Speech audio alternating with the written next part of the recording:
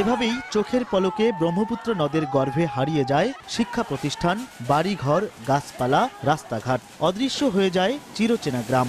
বাস্তবিটা হারিয়ে দীর্ঘদিনের সামাজিক বন্ধন ছিন্ন করে দিক বিদিক ছড়িয়ে পড়ে অসহায় মানুষগুলো।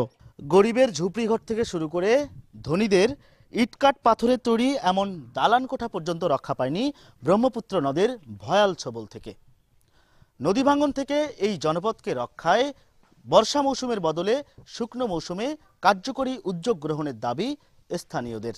নদী ভাঙন যখন আসে তখন বস্তা পড়ে, যখন শুকের পরে তার বস্তার কোনো কাজ নাই। সরকারের কাছে আমাদের এইটুকু দাবি যে আমাদের নদী ভাঙন থেকে রোধ করুন। বর্ষা এলেই বেশ কয়েকটি পয়েন্টে ভাঙন দেখা দেয়। এছাড়া গাইবান্ধা অংশে ব্রহ্মপুত্র নদের ডান তীরে ৭৮ কিলোমিটার বাঁধের পুরোটাই ঝুঁকিপূর্ণ হলেও সংস্কারের উদ্যোগ নেই। কোনো কাজের বা নমুনা বা আসার কোনো পরিস্থিতি দেখা যাইতেছে না। এখনো ভাঙতেছে আমাদের এলাকাতে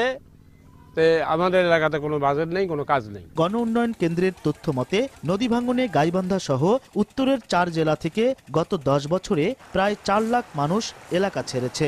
এ অবস্থায় ভাঙন প্রতিরোধে সঠিক সময়ে কাজ শুরুর দাবি উন্নয়ন কর্মীদের। বিশেষজ্ঞগণকেই বের করতে হবে যে আমাদের কাজের উপযুক্ত সময় কোনটি, যাতে করে অর্থের অপচয় না হয়।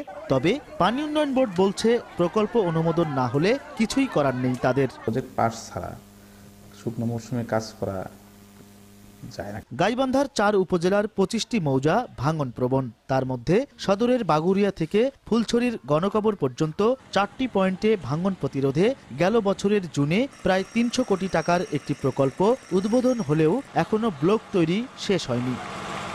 হেদায়েতুল ইসলাম বাবু, সময় সংবাদ, গাইবান্ধা।